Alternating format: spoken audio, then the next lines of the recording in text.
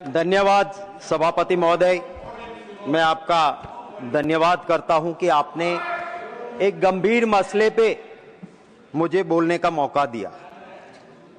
माननीय सभापति महोदय, मैं आपके जरिए सरकार से ये भी गुजारिश करूंगा कि इस इश्यू को पॉलिटिकल दृष्टिकोण से ना ले, राजकीय दृष्टिकोण से ना ले, इंसानियत और मानवता के तौर पे इसको जरा देखिएगा। गुजरात में सभापति महोदय, दीपावली आते आते सारे मॉनसून क्रॉप रेडी होता है।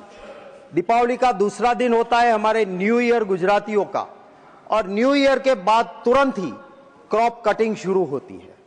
बदकिस्मती से इस बार पूरा क्रॉप तैयार था और दीपावली के 2 दिन से लेके लगातार बारिश होती रही। किसानों की पूरी तैयार हुई फसल बुरी तरह से खत्म हो गई। पूरे पैसे लग गए थे उसके ऊपर, पूरा खर्चा लग गया था। सभापति महोदय, पूरे देश में किसानों के लिए बीमा फसल योजना है, गुजरात में नहीं है। गुजरात में बीमा फसल योजना बंद हुई है और इसी को लेके सभापति महोदय मैं ये कहना चाहता हूं कि जो परिस्थिति गुजरात में पैदा हुई है, उस परिस्थिति में किसान आत्महत्या कर रहा है।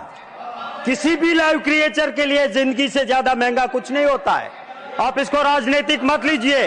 अगर आपका मुआवजा ठीक है तो किसान क्यों आत्महत्या करेगा? बार बार किसान आत्महत्या कर रहा है।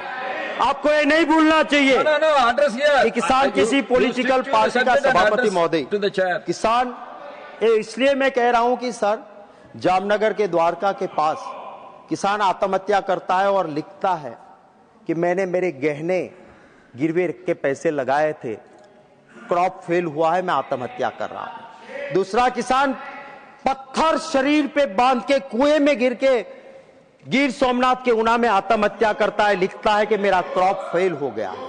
तो इंसानियत से लीजिए इसको, पॉलिटिकल मत लीजिए इसको। अरे वो राजीव गांधी थे जिन्होंने पहली बार किसान के लिए बीमा फसल योजना लाए।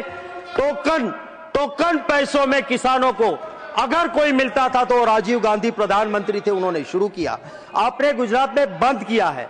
मेरी यह मांग है सभापति महोदय, इसको इंसानियत के तरीके से ले।